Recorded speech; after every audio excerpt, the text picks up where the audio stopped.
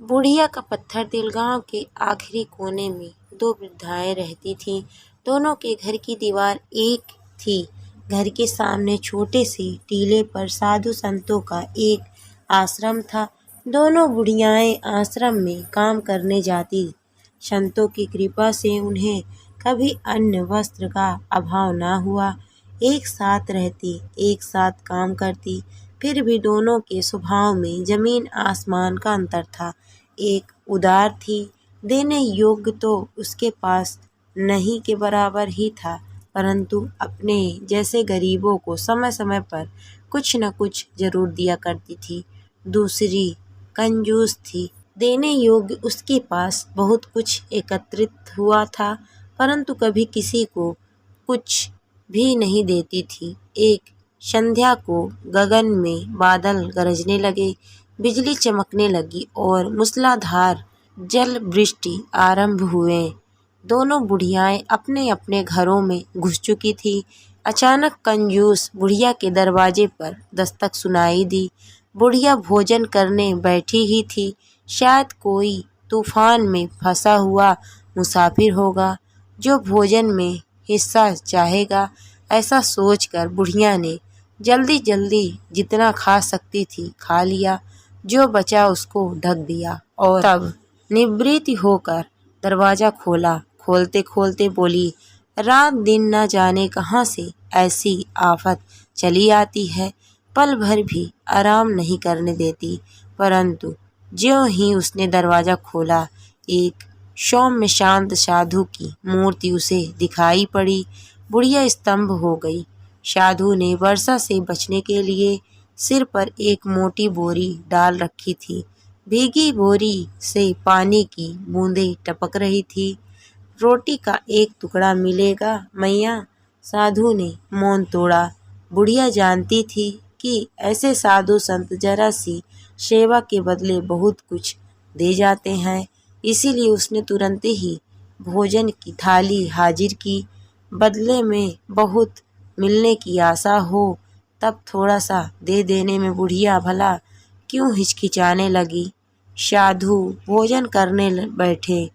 वृद्धा साधु के मुंह की ओर देखती रही। साधु के चेहरे पर एक अद्वितीय तेज झलक रहा था। आश्रम के सभी साधुओं को वह पहचानती थी, पर इनको कभी ना देखा था। इनके चेहरे पर ऐसी सुकोमल नम्रता और पवित्रता थी कि प्रथम दृष्टि में ही इनके अंत स्थल का आर पार देखा जा सकता था। पर वृद्धा को यह देखने का अवकाश कहाँ। साधु कौन है, उससे अधिक साधु क्या लाया है, यह जानने के लिए वह आतुर थी। कितना भयंकर तूफान है, साधु बोले। धनवानों की तो चिंता नहीं, पर बेचारे निरीह निर्धनों का क्या होगा, अनाथों का कौन। यदि संसार में साधु संतों की कृपा दृष्टि न होती तो मुझ जैसी गरीब की क्या दशा होता भगवान। वृद्धा ने कहा, इसलिए तो मैया मैं तुम्हारे दरवाजे पर आया हूँ। जो भूखे को अन्न और वस्त्रहीन को वस्त्र देता है वह धन्य है। स्वर्ग की सभी सीढ़ियाँ उसके पास है। साधु ने कहा। उनके मुंह पर दीप्ति दिखी। क्या कहते हैं उसके भाग्य को साधु उदारता से कुछ दे जाएगा, इस आशा में हर्षित हो बुढ़िया बोली, माँ तेरे भाग्य की बलिहारी है। तुझसे भी अधिक गरीब और दुखी लोगों के लिए मदद मांगने मैं यहाँ आया हूँ। दो अपरिचित महिलाएं आश्रम में आश्रय हेतु आई हैं। बिजली गिरने से दोनों के घर गिरकर ढेर हो गए हैं। घर का सब कुछ स्वाहा हो गया है। बेचारी निष्किंचन और निराधार बुढ़िया आश्रम के सभी खंड ऐसे ही निराश्रितों से भर गए हैं। फिर भी हमने उन्हें आश्रय दिया है, परंतु पहनने ओढ़ने का हमारे पास कुछ भी तो नहीं है। आज की रात भर के लिए कुछ ओढ़ने बिछाने को दे दो, तो सुबह जब कुछ लोग चले जाएंगे हम तुम्हें लौटा देंगे। तुम्हारा तो सुरक्षित घर है, इसीलिए तुम कुछ ना कुछ जरूर दे सकोगी? साधु ने मदद मांगी। बुढ़िया निराश हो गई। उसकी आवाज मंद हो गई। महाराज, कुछ दूर पधारते तो धनवानों की कहाँ कमी थी। मुझ गरीब का ही घर आपको मिला। मेरी हालत ही दान देने जैसी है। इसका भी तो ख्याल किया होता। एक कंबल भी ना दे सकोगी माई? वे बेचारी ठंड से कांप रही हैं। बुढ़िया चौंकी। अभी थोड़ी ही दिनों पहले उसे एक सुंदर गरम कंबल मिला था। वह कमरे में गई और सोचने लगी, नया कंबल तो कैसे दे दिया जाए। उसने पुराना कंबल उठाया और उसे तह करके रख दिया। पुराने कंबल के भी उसे अनेक गुण याद आ रहे थे।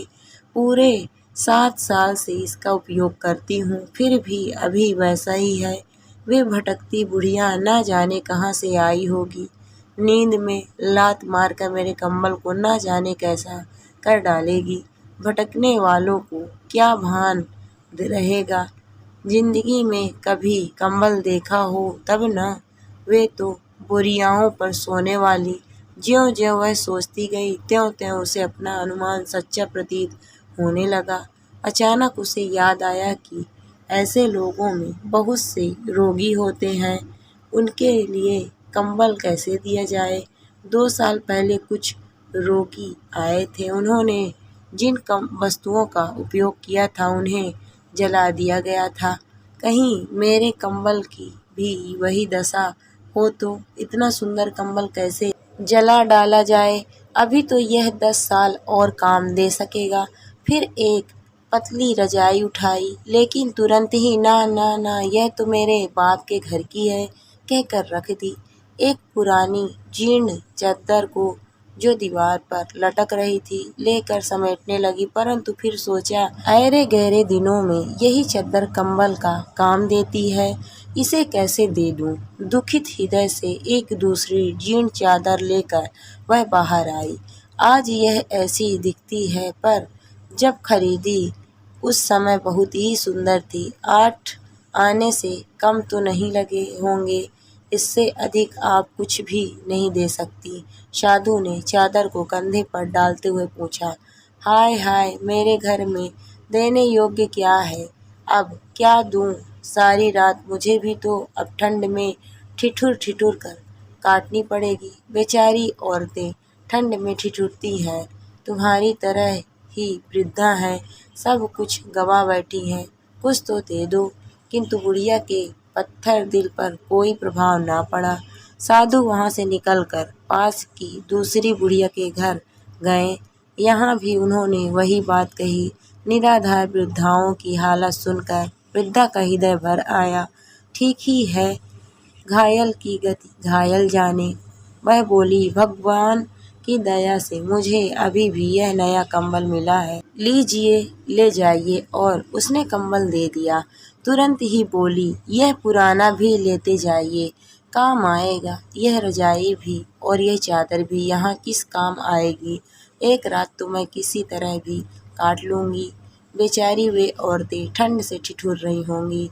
मेरे कपड़े भी उनके काम आएंगे, इन्हें भी ले जाइए।